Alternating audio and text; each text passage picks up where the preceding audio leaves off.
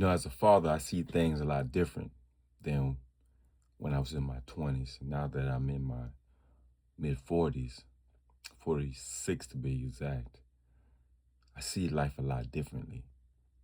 I appreciate the small conversations, the slow walks around my yard, or any type of walk, and just the time to self reflect and think.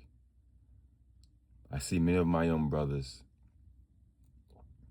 losing faith, having little to no confidence, and just succumbing to the world because as we can see, we're in a crash out society. It's crash out parties everywhere. People just throwing their lives away.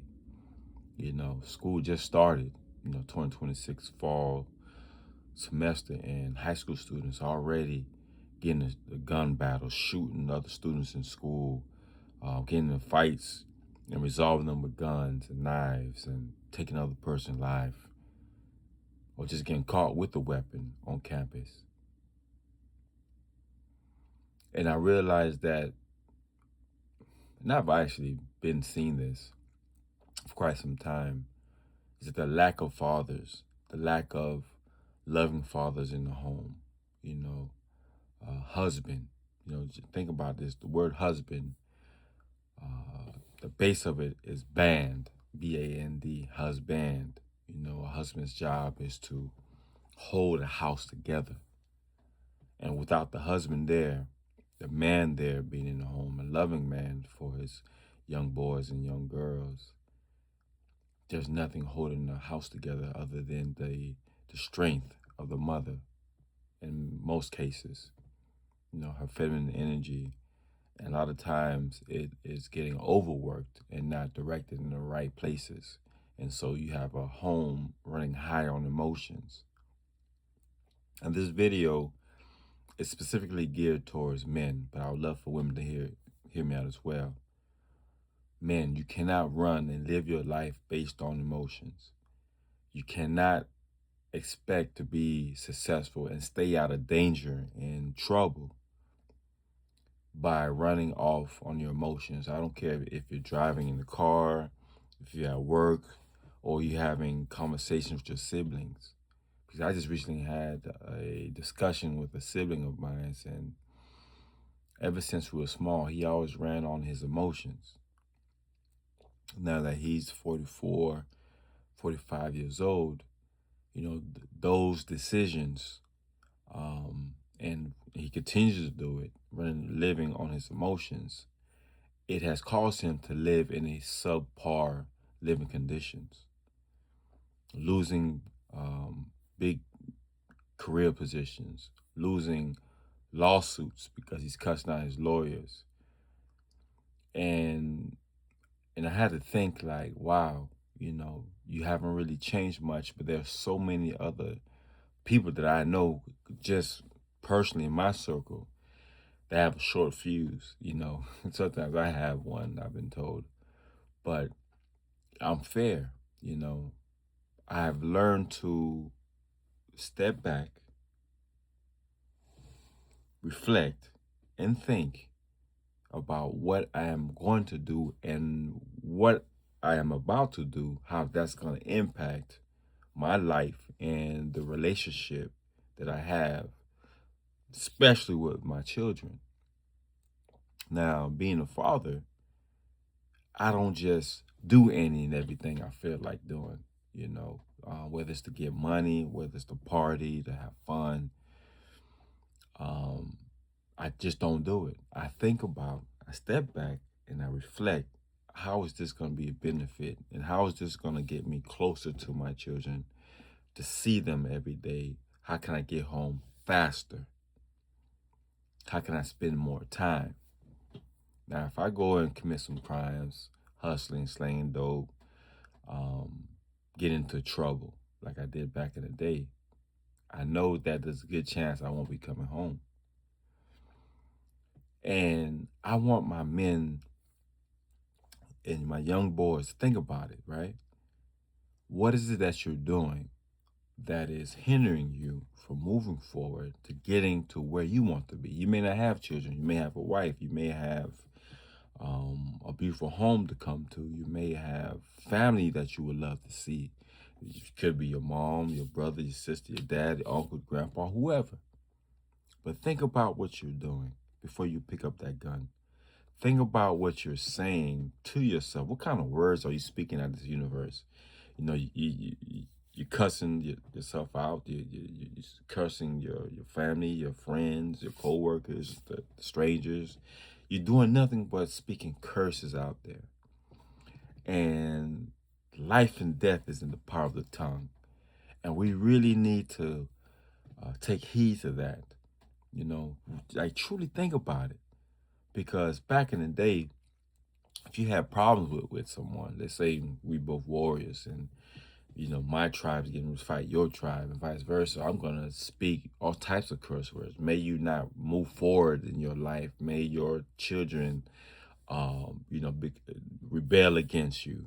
May your wife, steal, kill, and try to destroy you. Like you'll say, curse words wasn't just one word back in the day. Ancient times, they say 500 BC, whatever. It was sentences. It was statements meant to be a damnation to you in your life. And when you sit back and you listen to what we are saying to each other, whether it's being through our music, rap music, the videos we watch, or whatever we're doing, but we're taking in all these frequencies of these curses. And no wonder why we walk around like we crazy. You know what I'm saying? And it doesn't help build your faith at all or anything. So my brothers and sisters, my young men, my older men, and some of you guys might be too old to change. Frederick Douglass once said it's easier to mend a young boy than to fix a broken man. Fixing a man who is bent on his ways, he's stuck on his way of life and the way he see things, and women as well, but say you're talking about the men who stuck on the ways, you're not going to easily change that. It's damn near impossible unless you want to change and have a renewed mind. The scripture I want to read to you, Ephesians 4, verse 22 to 24. Ephesians 4, 22 to 24. And this was like this, about a renewed mind. Put off my old mindset and be renewed in the spirit of your mind. Having a renewed mind, means you can't change things that you refuse to confront. So once you confront the issue, which is your emotions, now you can see how you can check that.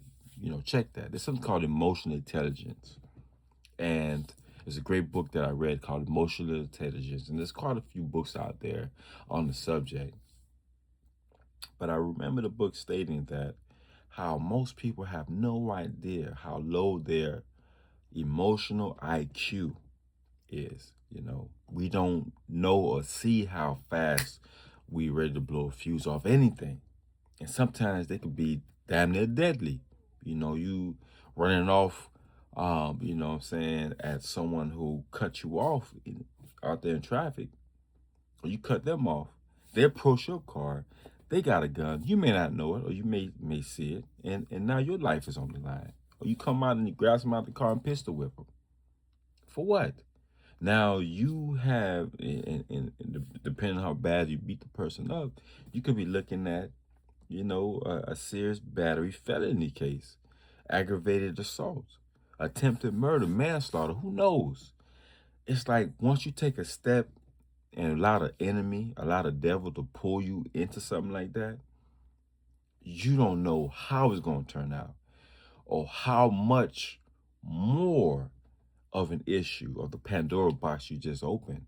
Now you're living comfortably, you have your wife and kids, your family, your job, and now because of a road rage incident, whether you were the instigator or not, now you and the other person's life has been abrupted and altered forever.